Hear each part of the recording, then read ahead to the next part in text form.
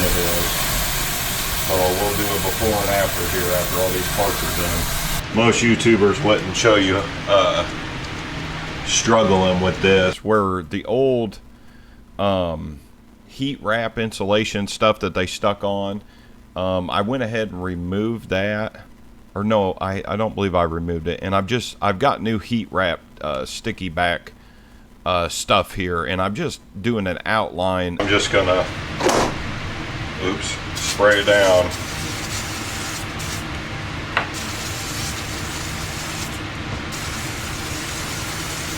I looked at it, there's a little piece on the end where they actually glue it.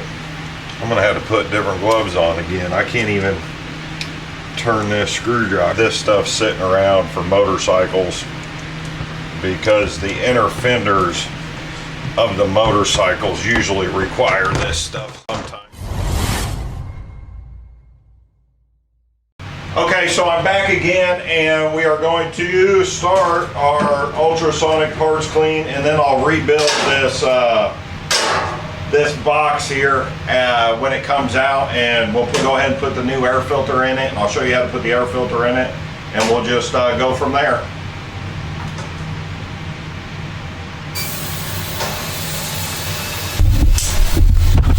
Actually, I want to show you the water before. You can see how clean it is. So we'll do a before and after here after all these parts are done. So you can see it lifting out of it right away. Look at it. All that dirt, oil, and grime is going to be off of that with one of these cleaners.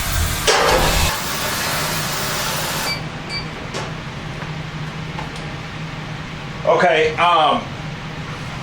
sometimes what I like to do is I'll come in and I'll kind of scrub. If it's real dirty, I'll take a little brush and scrub this down halfway through the cleaning and just get some of the dirt loose.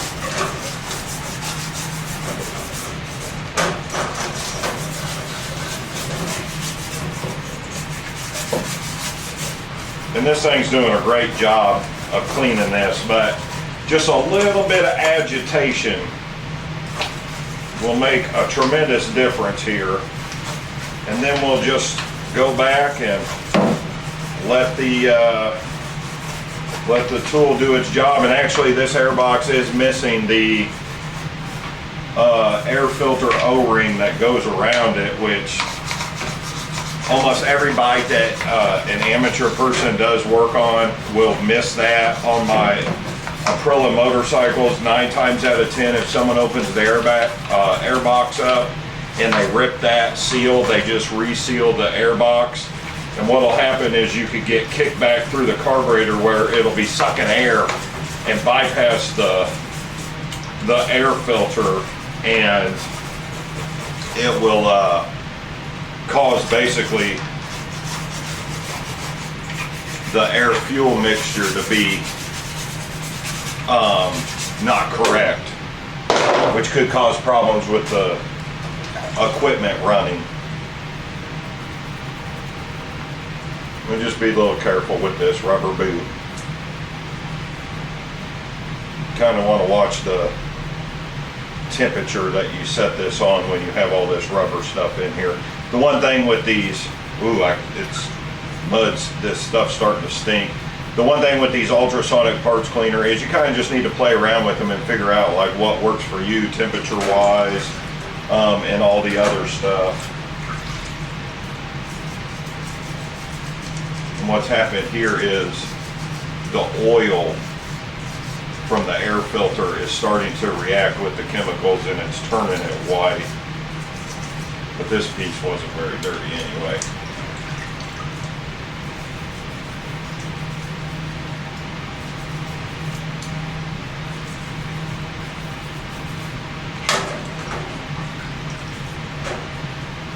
I'll just scrub this last band here.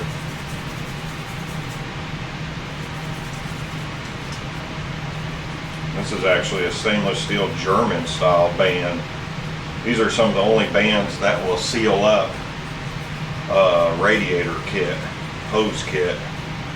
If you have problems with your normal hose clamps, these German style will more than likely finish the job. And actually I put the little screws inside a plastic bottle. The waves of the ultrasonic parts cleaner will go through that. We'll put our lid back in here.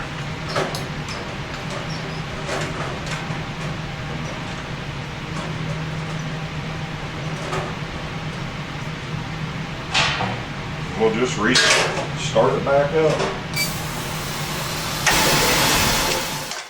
Okay, and we're going to switch over to the microphone here. And what I'm doing is where the old heat wrap insulation stuff that they stuck on, I went ahead and removed that.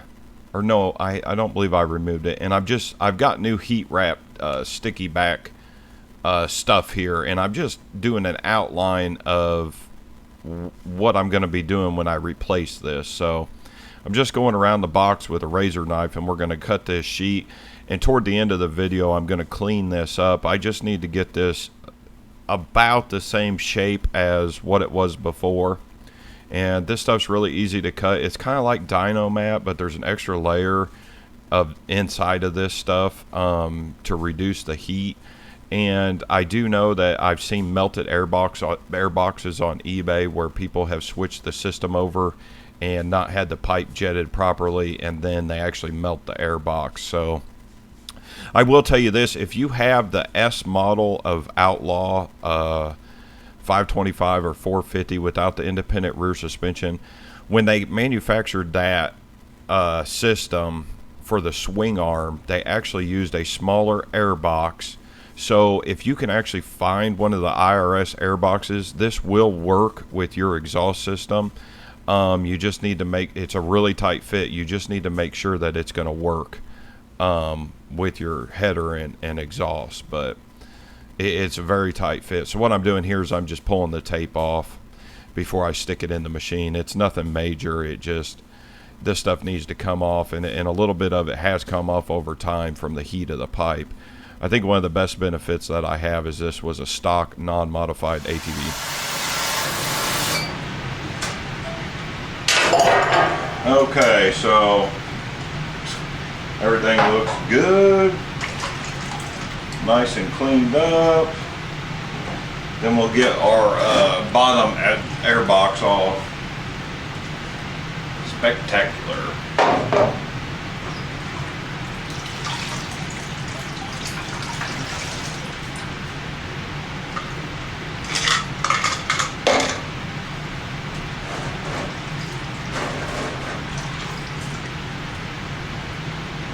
Clips.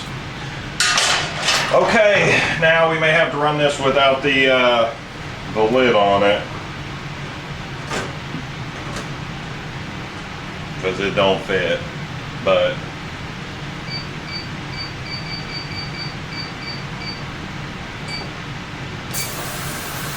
let that go.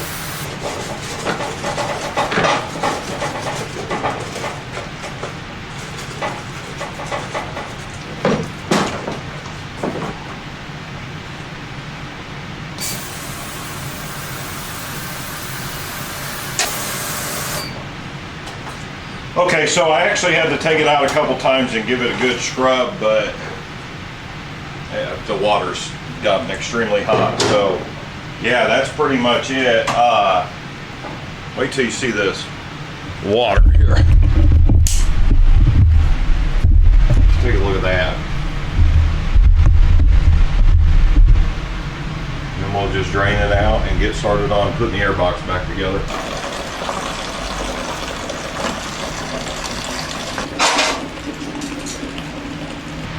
Okay, just like I expected, everything pretty much cleaned up except for the gunk on the side of the box. But this stuff pretty much about as clean as it's going to get. So go ahead and reinstall our boot, and it just pressed in to the box.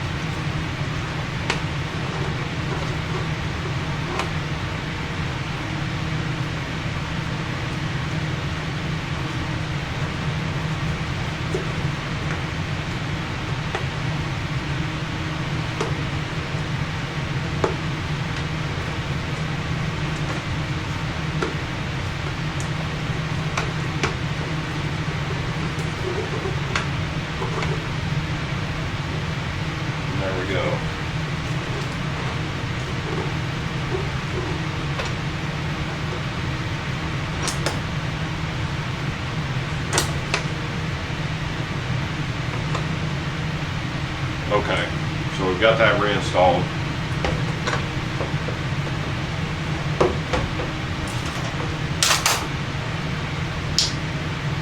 We go ahead and put our little, Jesus, our German style clip back on.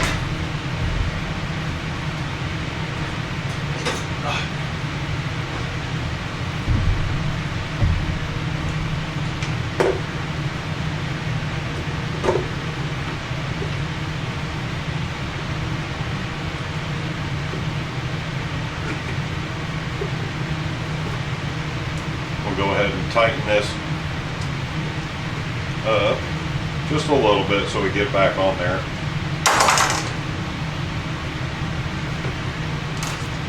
Next was, I believe we had this clip on the inside here.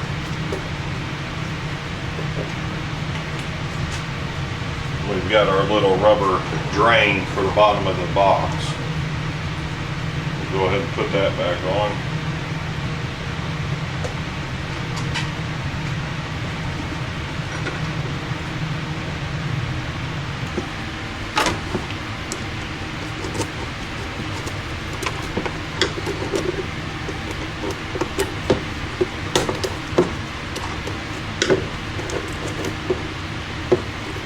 Get our clamp on, then we'll reinstall our cage.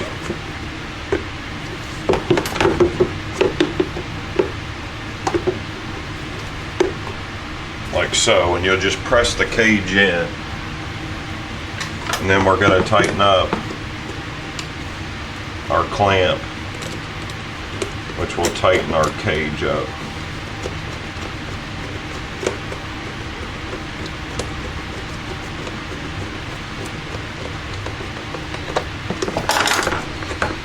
Okay. Now what we actually have is a Uni filter here. If I remember right, I have to oil this with foam warning. Failure to oil properly will result in serious engine damage. That's what I thought. So I've got to make sure I've got some foam oil filter, not K&N filter oil. Was lucky enough, I did have some old Excel foam oil. This stuff is got some age on it, but it should work just fine. And I'm just gonna, spray it down.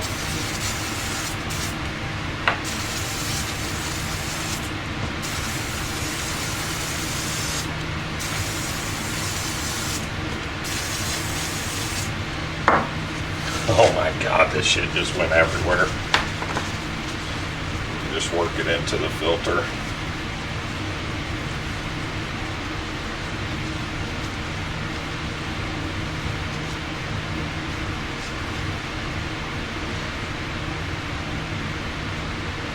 The two-stage filter system.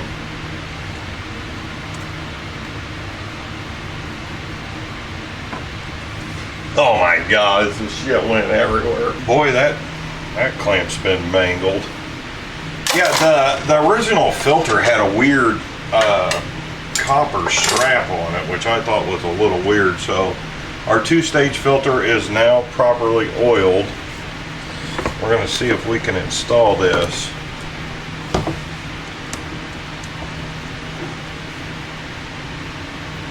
It might be easier to take the cone out.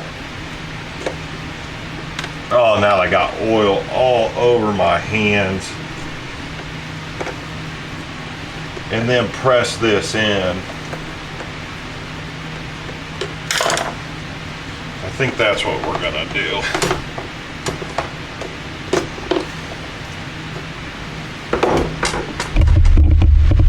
And what we're gonna do here is we're just gonna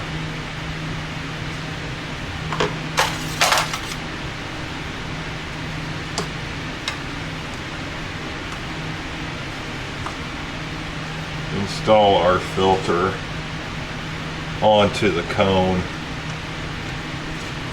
and I will put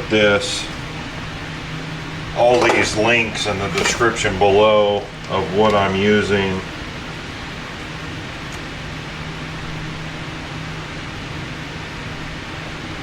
come on.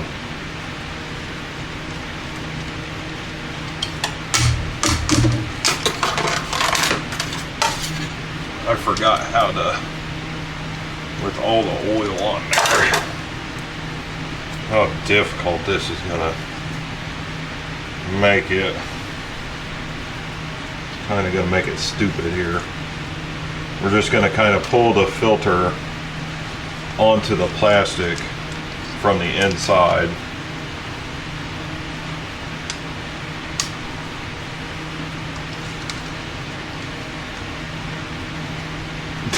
The oil isn't helping at all. There we go. It's just all over the place.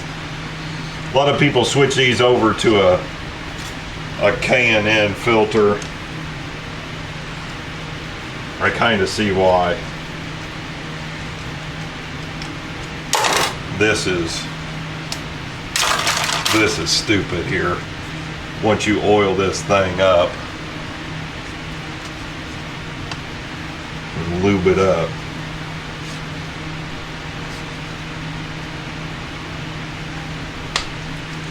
There we go, we've got it on there now.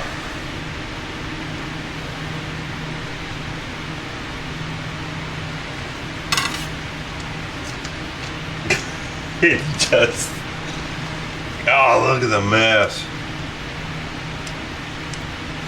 I'm gonna have to put different gloves on again. I can't even turn this screwdriver.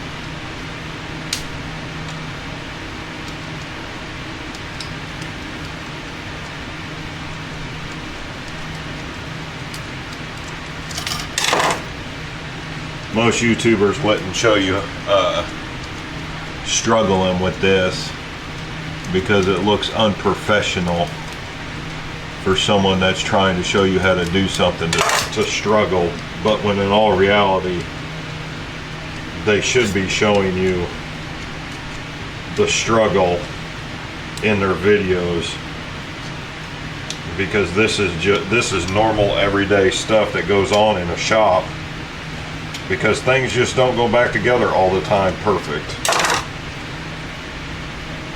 Like right now, I'm having a hard time getting this thing threaded.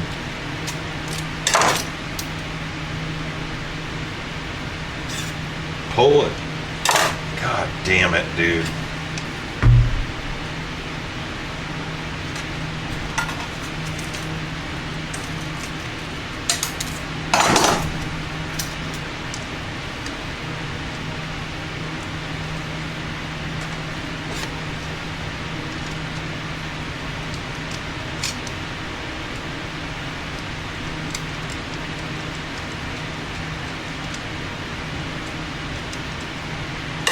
That'll do it.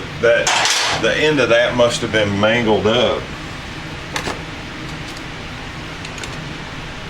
Then we're going to reinstall our cage here. That's probably the easiest way to do it and not mess with putting the filter on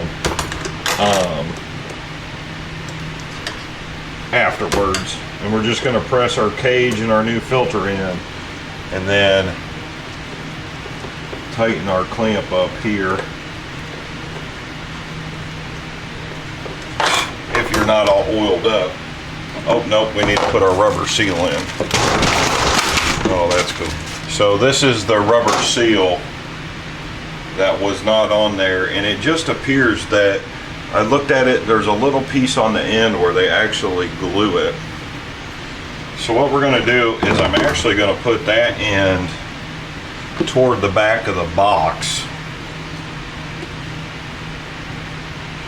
and then we're just going to go around and press this in. This is going to make your airtight water seal. This, if I remember right, was about $8. Now when you're laying this inside the air box, don't pull on it. We're just going to gently press it in.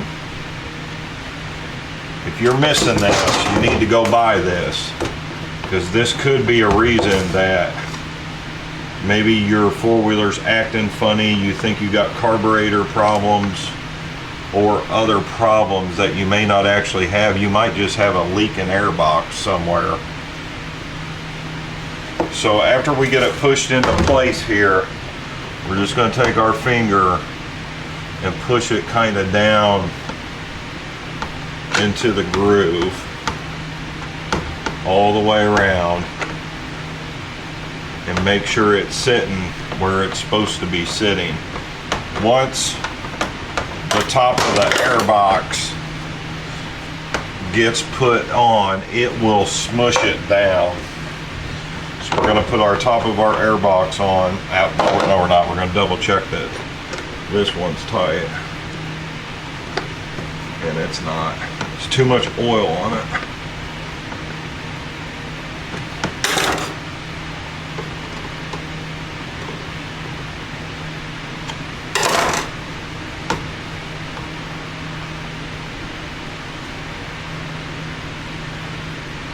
Oh, buddy, got a little problem.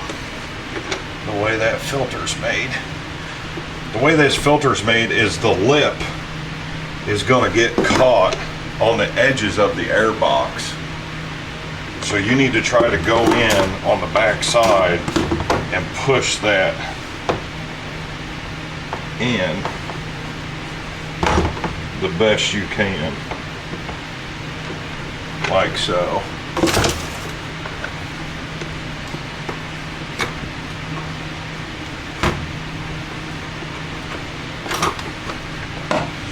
And then we'll just put our top of our air box in.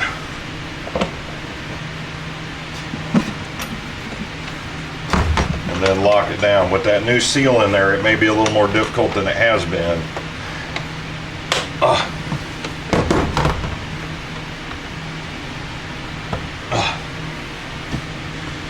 We're kind of going to go back and press down on the box. I'm going to go ahead and thread these 4 screws back where they need to go on the quad. And now we're going to apply our heat tape stuff.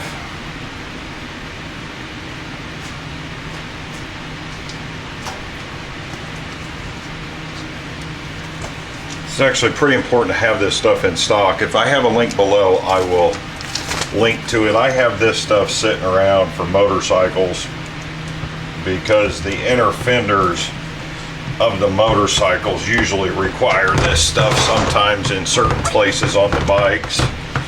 So this isn't something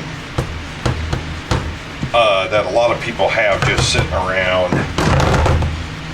And what I'll do is I'll go back and cut a little bit of the excess off.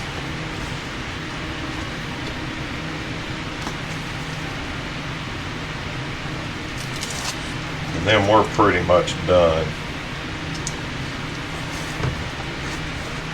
This stuff is put there for a reason. Ugh.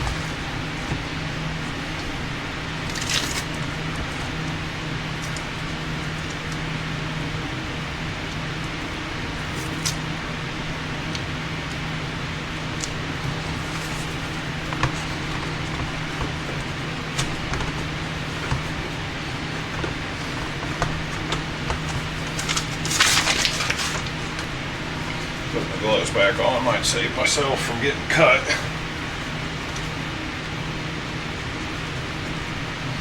I'm just going to trim up.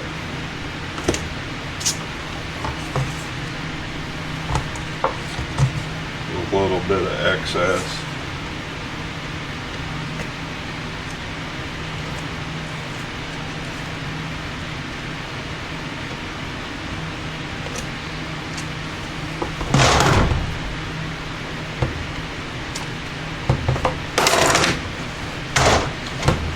Like so.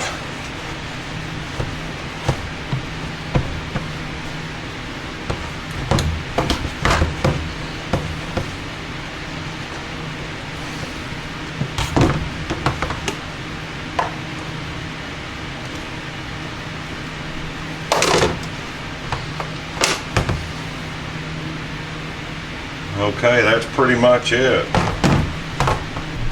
Okay, so that's pretty much it. We're ready to go. Waiting on the carb. Hopefully the carb will come back in pretty soon. Other than that, I'm just going to kind of keep going a little bit at a time, but this will help cut some time out of the wait when the carburetor comes. And I just want to thank everybody for subscribing and checking out the other videos, and don't forget to check out the Outlaw playlist. So the whole build is on the playlist, and there really isn't a whole lot of videos on these 525, so I hope y'all can really use the information. And thank you very much for subscribing and liking and leaving a comment below. I'm out of here.